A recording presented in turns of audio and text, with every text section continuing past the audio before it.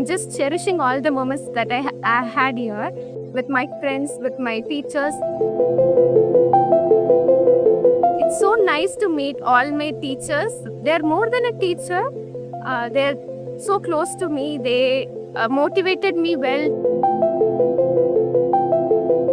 And I was able to connect all the things that I had here. For example, in biology, we had Mendel experiment, which we also had in the UG. And that was so good. In physics and chemistry also, we had lots of experiments, which was so connecting. For example, the salt analysis that we had in chemistry, the same thing we had in biochemical test in UG also.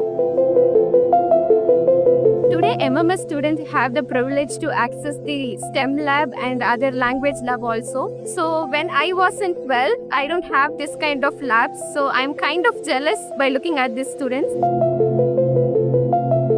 I wish all the students all the best and to use this facility wisely.